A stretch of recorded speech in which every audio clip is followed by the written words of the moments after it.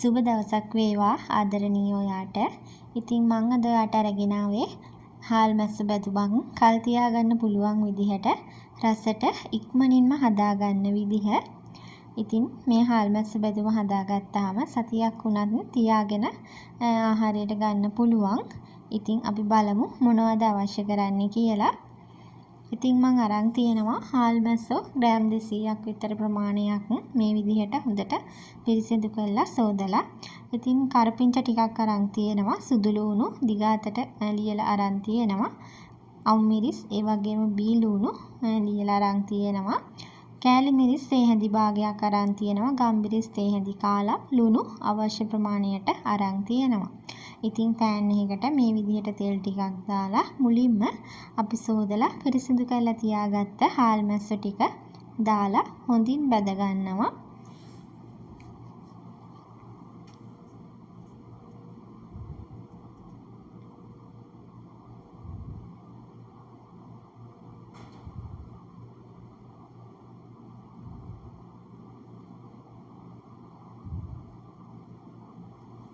ඉතින් විනාඩි 4ක වගේ ප්‍රමාණයක් කාලයක් යද්දී මේ විදිහට හාල් මැස්ස ටික හොඳින් රන්වන් පාට වෙලා බැදිලා තියෙනවා. ඊට පස්සේ අපි තෙල් ටිකෙන් මේ විදිහට හාල් මැස්ස ටික ඉවත් කර ගන්නවා.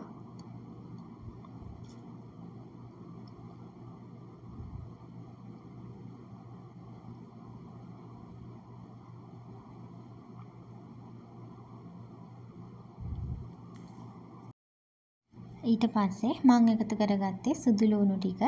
සුදු ලුණු දිගාතට තමයි ලියලා අරන් තිබ්බේ. ඉතින් මේ විදිහට සුදු ලුණු ටිකත් විනාඩි 3ක් විතර තෙලේ බැදෙන්න තියෙනවා.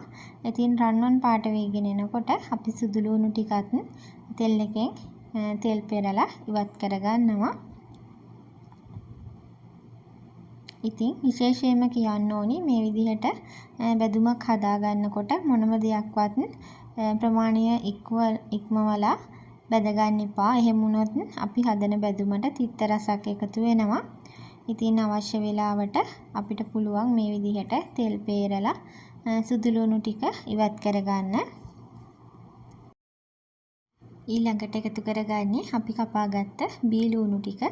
ඉතින් බී ලුණු ටිකත් රන්වන් පාට වීගෙන එනකොට විනාඩි 5ක් විතර හොඳින් බැදුනට පස්සේ තෙල් ටිකෙන් ඉවත් කරගන්නවා.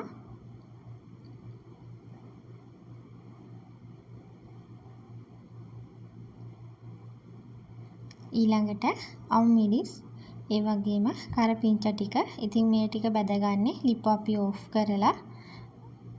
එහෙම නැති වුණොත් කරපිංචා ටික කළු වෙන්න බලනවා බැදිලා වැඩි වෙලා.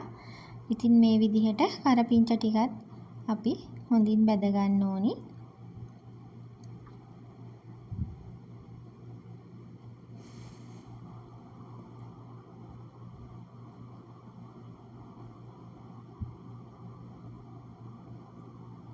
ඉතින් අපි බැදගත්ත දේවල් වෙනම භාජනයකට දාලා තවත් භාජනයකට තෙල් ටිකක් එකතු කරලා තෙල් පොඩ්ඩක් එකතු කරගත්තාම ඇති.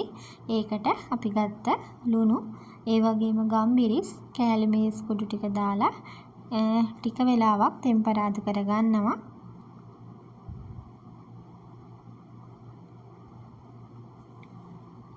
ඊළඟට අපි කලින් බැදලා තියාගත්ත හාල් මැස්ස ටික ඒ වගේම අවු මිරිස් කරපිංචා සුදු ලුණු බී ලුණු ටික මේකට එකතු කරලා හොඳින් මිශ්‍ර කරගන්නවා. ඉතින් විනාඩි 2ක් විතර මේ ටෙම්පරාදු වෙන්න තිබුණු කෑලි මිරිස් එකේ දවට ගත්තාම ඇති. ඉතින් මේ විදිහට තමයි මම අද ඉක්මනින් රසට හාල් මැස්සන් බැදුම හදාගන්නේ. ඉතින් මේක මම මුලින් කිව්වා වගේ ඔයාට කල් තියාගෙන සුළං නොවැදෙන විදිහට වහලා අරන් තියාගෙන උනත් ආහාරයට ගන්න පුළුවන්. ඉතින් ඔයත් හාල් මැස්සන් බැදුමක් හදනකොට මේ විදිහට හදලා රස බලන්න. ඉතින් මගේ වීඩියෝ එකත් එක්ක අදත් එකතු වුණාට ඔයාට ගොඩාක් ස්තුතියි. මගේ channel එක තවමත් subscribe කරලා නැත්නම් channel එකත් subscribe කරගෙනම යන්න. අදට ගිහින් එන්නම්. සුබ දවසක්.